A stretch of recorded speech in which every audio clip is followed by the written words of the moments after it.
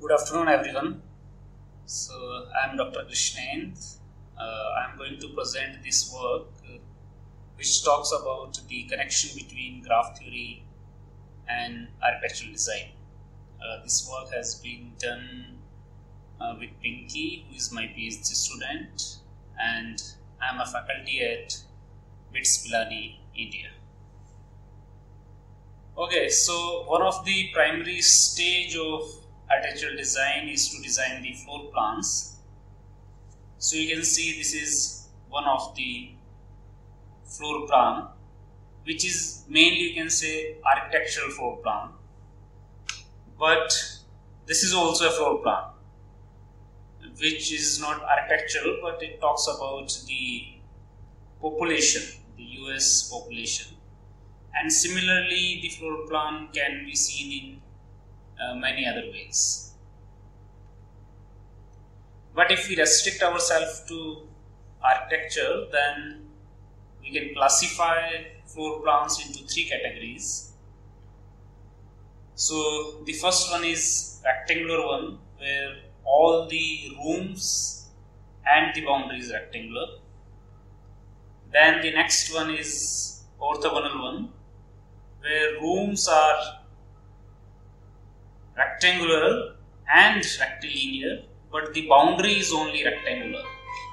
And then the last one is non-rectangular, where both the boundary and the rooms are rectilinear. So it's very important and interesting to see that how the floor plans are related to graphs. So again, consider a very simple floor plan, and then to see its relation with graph, what I do is that I represent each of the room with a dot. So in graphs we call it vertex and sometimes the nodes, and then I connect two nodes if the corresponding rooms are adjacent, which means the rooms share a wall. So let's see something like this. So you can see 1 and 2 shares a wall, therefore they are adjacent. 4 and 6 shares a wall, they are adjacent. But 1 and 4, they do not share a wall. So there is no edge or line between them. So this means that from a floor plan, I can reach to a graph which represents the adjacency relations between the rooms. But the converse is not that obvious, which means that if I have to go from a floor plan to a graph, this is easy. But moving from a graph to a floor plan is not that easy, especially when the graph is big and complex. And this is the problem on which we are working, that's how we can move from a graph to a floor plan. Okay, so let's consider a very simple example. So here this is a graph which has 4 vertices. It means we are looking for a floor plan having 4 rooms and which must satisfy the following adjacencies. So let's start with room 2. Now I can see that room 2 is adjacent to 3, 1 and 4. So I go with 3. So now you can see 2 and 3 are adjacent. Then I can choose 1. So 1 is adjacent to 2 and 3. And then I choose 4, which is adjacent to 2 and 3. So you can see the relation. There is a graph, and from graph I got a floor plan. Yes, but if you see in terms of the algorithm, then it's not very obvious, because we do not know from which vertex we must start, because if you randomly start with any vertex, you will get stuck. And even if you know with which vertex you start, then also there are chances that you get stuck. For example, try a little bit bigger graph, and this you can try yourself to draw a floor plan for it. And even it has 8 vertices, you will see that it's a hard exercise to do. Even the problem gets more difficult when we will see that there are graphs for which it is not possible to draw floor plan.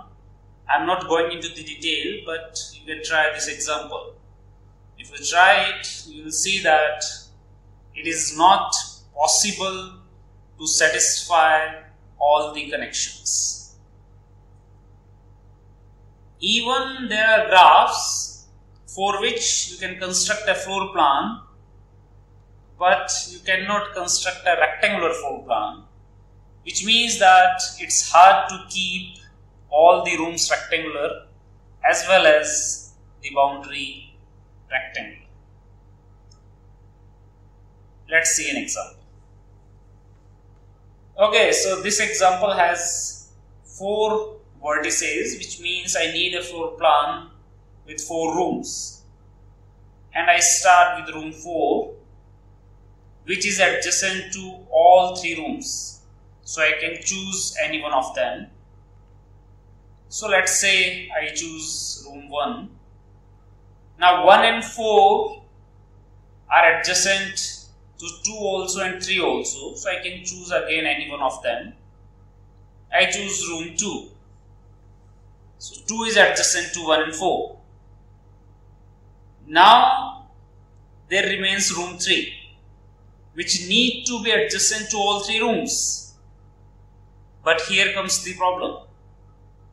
If room 3 is rectangular, then it cannot be adjacent to all 3 rooms, which means that you need to have room 3 rectilinear, and that gives us the notion of orthogonal floor plan. So orthogonal floor plan exists, or we have to move to the orthogonal floor plan for the graphs for which rectangular floor plan does not exist. So from here we can see many mathematical problems. The one is, how do you know there exists a floor plan for a given graph? The next is, how do you know there exists a rectangular floor plan for a given graph? And the last one is, if rectangular floor plan does not exist, how do you move to the orthogonal one?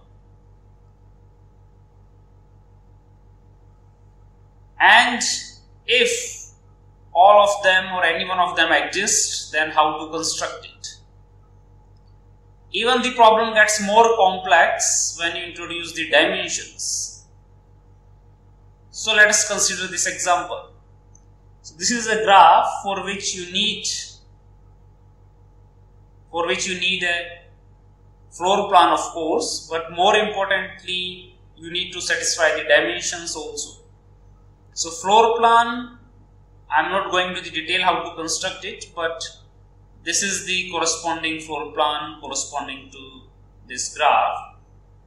But now let's say I need to satisfy the dimensions also. So dimension here we are considering in terms of minimum width and maximum width, and at the same time we need to consider the aspect ratio, because the aspect ratio gives us the height. So now the problem is to satisfy the dimensional constraint while preserving the adjacency, which is again a mathematical problem and which has a graph theoretical base. If you have to solve it, then there is some graph theory which we have to apply. Again, I cannot go into the detail, but I can show you the one of the solution which shows you the dimensioned floor plan corresponding to the given constraint. So now I am going to demonstrate a tool which we have developed to address all the problems which I have presented in the presentation. So it has been developed in Python, The first step is to insert a graph and then add the required adjacencies. So this is the graph I have inserted. Now I have a choice that should I want the dimension floor plan or just a floor plan or multiple floor plan. So let's try the dimension one, and I just want one floor plan corresponding to this graph. Now I have to give the minimum width to each room, and once it is done, then I can choose the range for minimum and maximum aspect ratio, or I can keep it default and I submit it. And this is the required floor plan for the given graph where the room area has been illustrated.